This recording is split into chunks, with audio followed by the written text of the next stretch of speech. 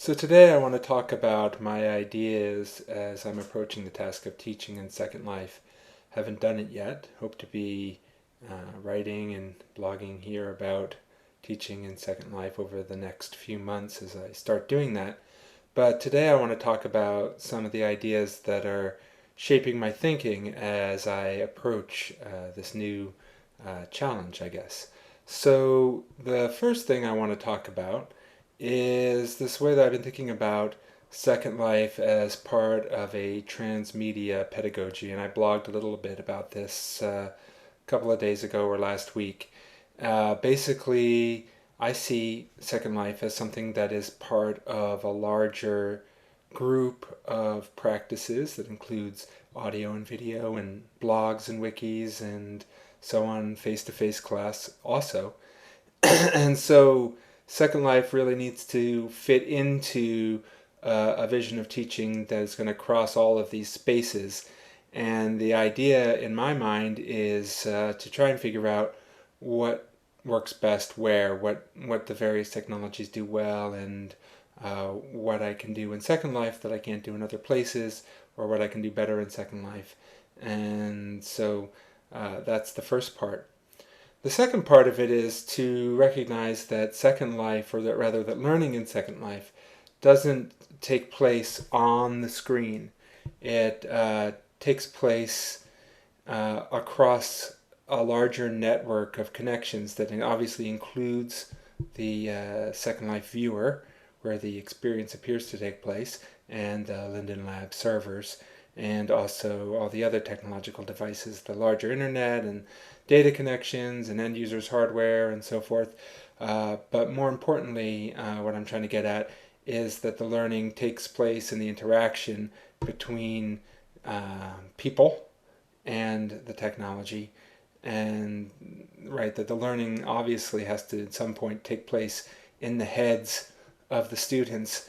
And so thinking about what those connections are, what the interface is like, what happens in the interaction between the technology and the people, is an important part of this, as much as thinking about what the capabilities of Second Life might be.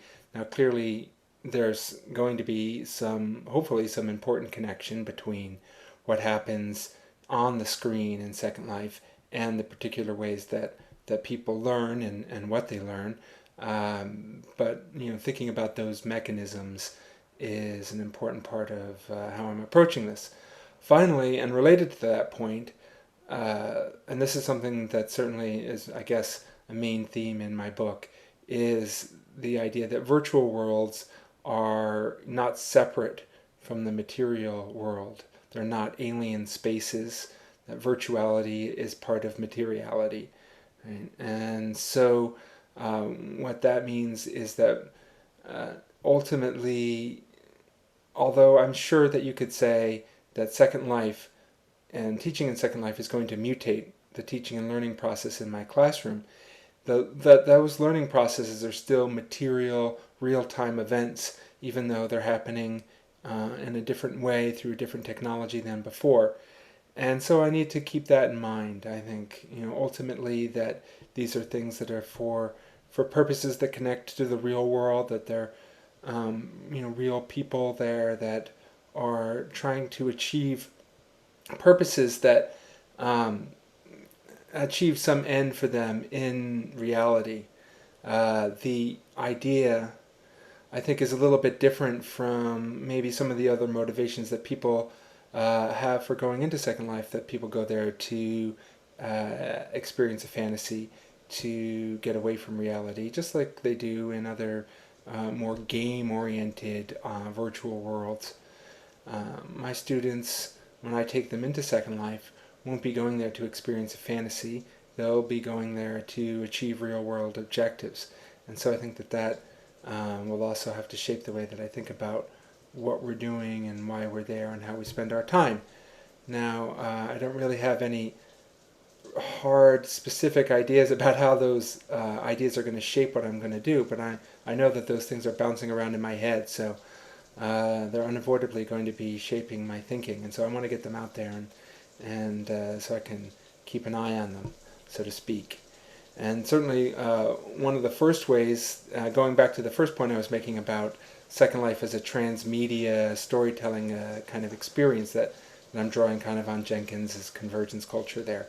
He talks about transmedia storytelling. That in any case, that has me starting to think about the idea of Second Life, the Second Life portion of my course, I guess, as something that would be roughly analogous to the role that a video game plays in the kind of transmedia strategy of a larger commercial media property, like with the Matrix, which is what Jenkins talks about, the role of, say, Matrix Online in the larger scheme of what they're trying to do with the Matrix as a media property. I guess I haven't really seen too many people talking about Second Life in that way in terms of teaching, so maybe, I don't know, maybe it won't be a good idea.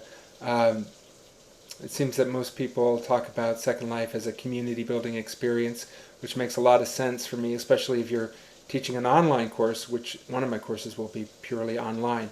But when I think about my hybrid courses, I think a lot of that face-to-face community building experience doesn't need to happen in Second Life. It's going to happen face-to-face.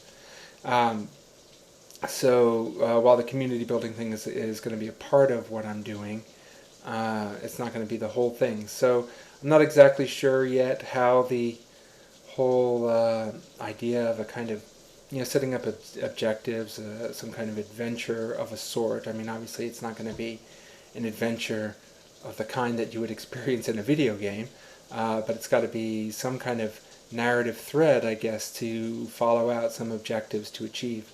And so trying to figure out what those objectives are, perhaps what might probably happen is that I would try and define those objectives with the students during the course of the semester.